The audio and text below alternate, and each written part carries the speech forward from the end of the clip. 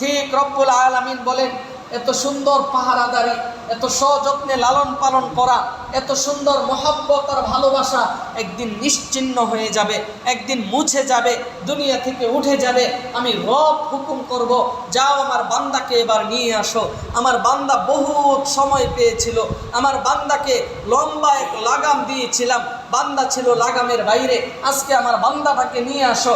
যেমনি কিনা কৃষক তার ফসল কেটে বাড়িতে নিয়ে আসে, ঠিক আমাদের রব শুধুমাত্র আমাদেরকে ছুবল দিয়ে মাঝখান থেকে আল্লাহ তাআলার সামনে নিয়ে যাবেন, মালিকের সামনে নিয়ে যাবেন।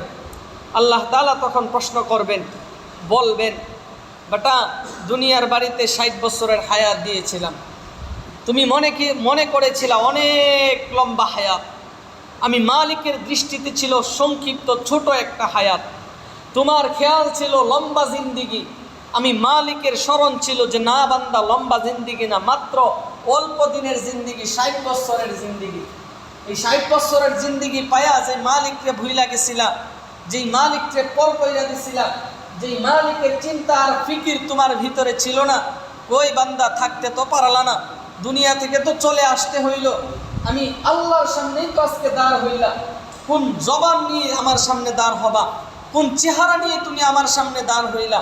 তোমাকে শত অবকাশ দিয়েছিলাম, তোমাকে শত মেসেজ দিয়েছিলাম যে বান্দা দুনিয়াতে সফলতা অসম্ভব, কোনোদিনও সম্ভব না, সফলতা তুমি দুনিয়াতে পাবা না। এরপরেও তো বান্দা বুঝার চেষ্টা করলা না, এরপরেও তো বান্দা তোমার মাথায় একটাবার ঘুরপাক খাইলো না। তুমি এতটুকুন বুঝো যে যদি তুমি দৈনিক কাজ না করো, তোমার ঘরে খানা আসবে না, তুমি খানা খাইতে পারবা না। তুমি এতটুকুন বুঝলা না, দুনিয়াতে থাকবা না, মালিকের সামনে আসতে হবে, তোমাকে একটা লম্বা জিন্দেগির হিসাব আল্লাহর কাছে দিতে হবে।